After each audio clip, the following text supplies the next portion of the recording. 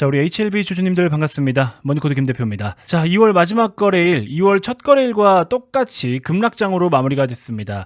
HLB 입장에서는 조금 억울할 수밖에 없어요. 어제 그래도 나름 대형 호재가 발생했었죠. 이따 뒤에 한번 더 풀어드릴 건데, 호재가 나왔음에도 불구하고 어제 윗꼬리가 절반 정도는 됐었고 상승분에, 오늘은 또 3.4%대 하락. 물론 단순하게 기술적으로만 우리가 지금 트레이딩을 한다라는 관점으로 놓고 봤을 때는 현재 오늘 이 캔들이 나쁘지는 않아요. 기술적으로만 놓고 보면 단기 이평선 5일선의 지지를 받기도 하고, 앞전에 매물대를 지금 지지받으면서 그래도 일단 오늘은 정상적인 마무리가 됐다라고 볼 수는 있는데, 사실 가장 베스트는 이런 그림조차도 지금 발생하면 안 됐던 거죠. 왜냐면 호재가 분명하게 나온 건 맞고, 그 호재로 인해서 어제도 이미 시세가 한참 더 뻗어갔었어야 됐는데, 여러분들 아시다시피 최근에 나스닥 중심으로 미국장의 조정이 굉장히 깊습니다. 미국장 보시면 나스닥이 일주일 동안 이런 식으로 급락이 나왔어요. 어제 또 추가적인 엄청난 급락이 나왔는데 일주일 내내 지금 5, 6일 동안 7, 8% 정도가 빠졌습니다.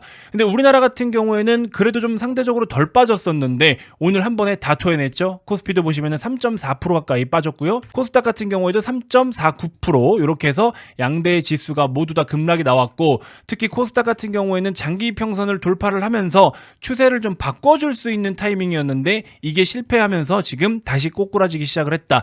자, 그래서 오늘 제가 여러분들 HLB의 그 억울한 부분도 코멘트를 드릴 거고, 시장에 대해서도 코멘트를 같이 드릴 거예요. 굉장히 중요합니다. 어느 정도의 연관성은 있는 부분이기 때문에 같이 한번 내용을 정리를 해드리도록 할 테니까, 구독 아직 안 누르신 분들 지금 구독 한 번씩만 꼭 부탁드리도록 하겠고요. 항상 시세가 많이 가야 될 때 못 가는 거, 그 다음에 억울하게 많이 빠지는 거 등등, 어떻게 왜 이런 움직임이 나왔는지를 인지하고 보는 것과 인지하지 않고 보는 거는 여러분들 성과에 크게 차이가 날 수밖에 없습니다. 아시겠죠? 자, 일단 오늘자 기준으로 했을 때 시세는 많이 빠진 건 사실입니다. 많이 빠진 건 사실이지만 이게 계속 이렇게 더 흘러내릴 내용이냐에 대해서는 결과론적으로 먼저 말씀을 드리자면 절대 그렇지가 않다라는 겁니다. 여러분들께 단순하게 희망을 드리기 위해서 지금 제가 이런 말씀을 드리는 게 아니라 내용을 하나씩 설명을 드려보도록 할게요. 자, 일단은 시장 먼저 여러분들 아셔야 돼요. 이 내용 때문에 HLB도 호재가 있음에도 못 간 것이기 때문에 일단 시장을 먼저 좀 알고 가셔야 되는데, 첫 번째는 뭐냐? 관세. 그쵸? 관세 이슈가 다시 불거졌고요. 두 번째로는 엔비디아 실적입니다. 이렇게 해서 두 가지 이슈 때문에 지금 시장이 오르지 못했습니다. 자, 하나씩 살짝 뜯어보도록 할게요. 첫 번째, 관세 이슈. 여러분들 관세는 큰 틀만 기억하시면 되는데, 트럼프가 취임을 하고 나서 제일 먼저 관세 관련해가지고 중국에게다가 일부 품목에 추가적으로 10%의 관세를 부과하겠다라고 얘기를 했는데, 중국에게 관세를 부과한다라고 하면서 같이 함께 패키지로 이야기가 나온 게 어디예요? 멕시코랑 캐나다 쪽으로도 25%의 관세를 부과하겠다라고 이야기를 했죠. 자, 근데 멕시코와 캐나다는 미국을 중심으로 남부, 북부 연결돼 있잖아요. 그렇기 때문에 캐나다와 멕시코 같은 경우에는 미국의 의존도가 각각 너무 높습니다. 자, 그렇기 때문에 25%의 관세를 매기면 그냥 죽는 거예요. 그냥 나라가 망합니다. 자, 어쨌든 관세를 이렇게 먹인 거는 트럼프 협상 방식이고 원하는 게 있었을 거 아니에요. 자, 그래서 일단 그거를 빨리 니네 답을 내놔라. 3월 4일까지 유예해 줄게 라고 2월 달에 이야기를 했었습니다. 원래는 2월 4일부터 관세를 매기려고 하다가 3월 4일로 유예가 됐고, 이마저도 4월 2일까지 유예가 됐었는데 이 이야기를 엊그제 했거든요. 4월 2일까지 유예해 줄게 라는 이야기를 엊그제 했는데 바로 어제 말을 바꾼 거예요. 뭔 4월까지냐? 그냥 3월 하려고 한 거 다시 해라. 다시 땡겨서 3월 4일부터 부과해. 그러니까 지금 갑자기 발등에 불 떨어진 거죠.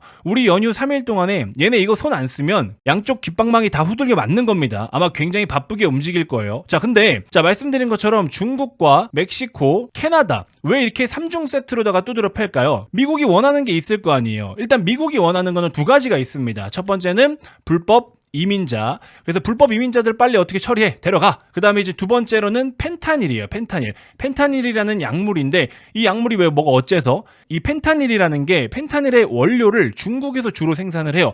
그거를 멕시코랑 캐나다 쪽으로 넘겨 가져가가지고 완제품을 생산한 다음에 미국 위아래라고 말씀을 드렸죠. 이게 이제 미국 쪽으로 넘어가는 거죠. 자, 근데 뭐 넘어가는 거 뭐 어쩌라고 이렇게 생각하실 수 있는데, 1년에 미국에서 펜타닐로 죽는 사람만 8만에서 9만 명이라고 합니다. 당연히 막아야 되겠죠. 근데 이제 중국에서도 이거를 원래 과거 트럼프 1기 행정부 당시에 이거 그만해라 아니면 니네 관세 매겨버린다, 펜타닐 공급은 어느 정도 멈출 수 있게끔 해라, 뭐 이런 협상이 어느 정도 있었는데 중국이 약속을 지키지 않았습니다. 그래서 이번에 트럼프가 이를 갈고 거의 뭐 아편 전쟁급으로 지금 이런 상황이 전개가 되고 있는 중이죠. 아무튼 트럼프 1기 당시에 2018년도 관세 전쟁 때 막 폭락 나오고 했던 거, 그런 거 생각하신 분들이 많으시거든요. 지금 이렇게 시끄럽고 관세 다 두드러 팬다라고 하니까 야, 2018년도 급락처럼 엄청 빠지는 거 아니야? 이렇게 생각하시는데 지금 관세에 대한 목적이 뭐라고 말씀드렸어요? 이 두 가지잖아요. 그래서 중국이랑 멕시코, 캐나다에 원하는 게 있는 거고, 일단은 펜타닐부터 차단을 하려고 하는 목적인 거죠.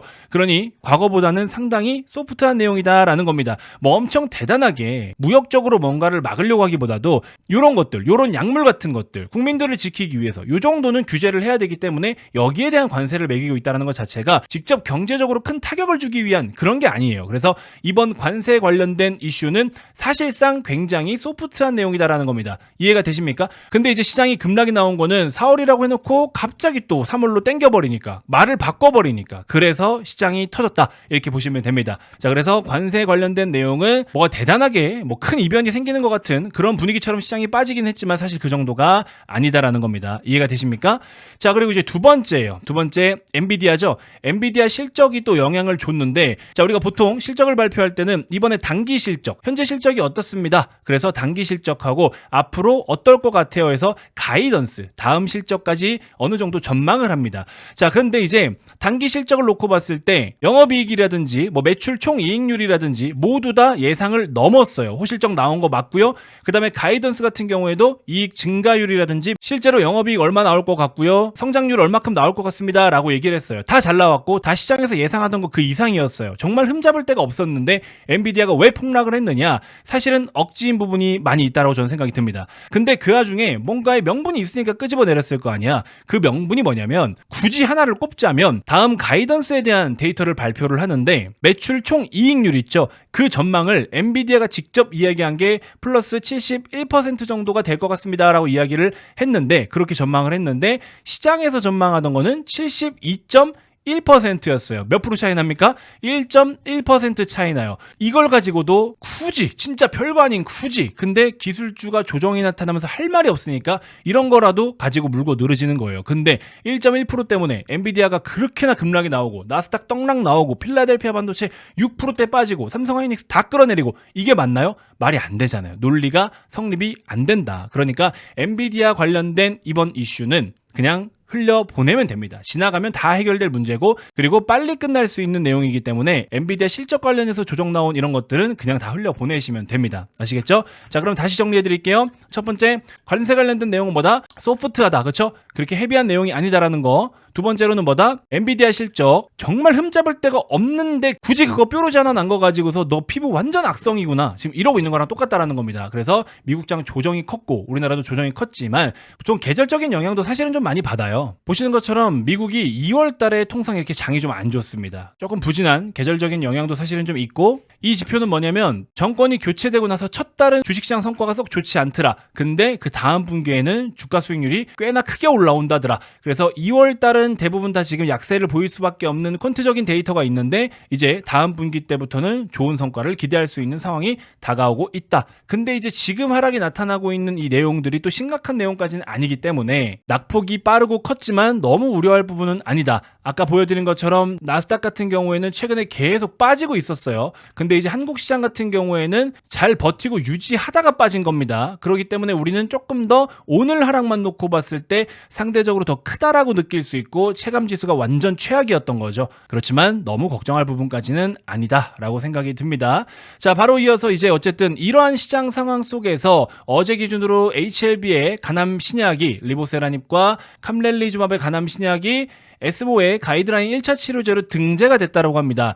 자, 근데 이제 이 내용이 호재일 수밖에 없는 이유를 설명을 다 드렸죠. 왜 호재다? 아직 리보세라닙과 캄렐리주맙은 FDA 승인, 품목 허가가 나지 않은 상황인데, 품목 허가가 나지 않은 상황에서 S5의 가이드라인 1차 치료제로 등재가 됐다는 것은 굉장히 이례적인 상황이다라는 겁니다. 물론 이걸로 승인 확률이 높다라는 걸 어느 정도 검증해주고 대변해주는 것은 맞기는 맞지만, 그렇다고 해서 무조건 이번 3월 20일 전에 FDA 품목 효과가 100% 날 거야 라고 믿고 여러분들이 너무 지나치게 맹신해서는 안 된다라는 겁니다. 100%는 원래 없어요. 하지만 이 상황 자체는 굉장히 이례적이고 큰 호재도 맞습니다. 사실 맞는데 HLB는 이러한 시장 흐름 속에서 사실 상승에는 굉장히 좀 제한적이었다. 근데 그 와중에 또 역시 뭐 세력들이 어쨌다 저쨌다 이런 이야기 하시는데 제발 그런 소리 좀 하지 마세요. 적어도 그런 이야기를 제 채널에서는 그렇게 얘기하지 마세요, 여러분들. 저는 뭐 세력이 어쨌네 저쨌네 이렇게 소설 쓰는 거를 굉장히 싫어합니다. 아니 있는 그대로 메이저들이 다 보는 대로 시장이 어떻게 돌아가는지 어떤 내용 때문에 뭐가 어땠는지 이게 중요하지. 뭐 세력이 다 설계를 했기 때문에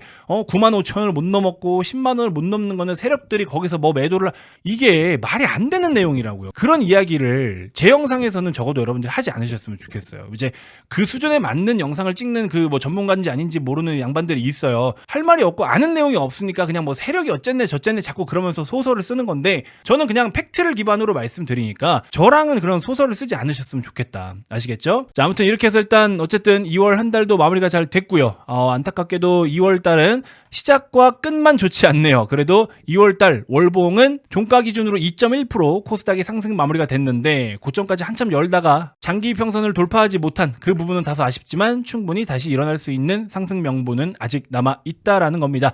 자, 어쨌든 2월 한 달도 너무 고생 많으셨고 이번 주도 너무 고생 많으셨고 HLB에 대한 기대감은 여전히 살아있기 때문에 여러분들 적극적으로 홀딩을 하셔도 좋을 것 같다. 오히려 시세는 많이 못 갔지만 분위기는 좋다. 요거 꼭 인지하시면서 잘 홀딩하셨으면 좋겠고요. 자, HLB의 특이사항이 발생했을 때 여러분들께 해당 내용을 빠르게 분석하고 전달해 드리고 또 추후에 급등이 나타날 때 아주 좋은 매도 타점을 제가 한번 또 연구해서 여러분들께 내용을 전달드리기 위해서 현재 보고 계신 영상 고정 댓글에 네이버 링크를 클릭하시면 HLB 특이사항 발생했을 때 무료로 SMS 문자를 받아보실 수 있는 서비스를 제가 지금 신청을 받고 있죠. 최근에도 특이사항 생겼을 때 문자를 보내드렸습니다. 아직 신청 안 하신 분들은 한번 확인해 보시고요. 자, 이번 영상 이렇게 해서 마무리하도록 하겠습니다. 고맙습니다.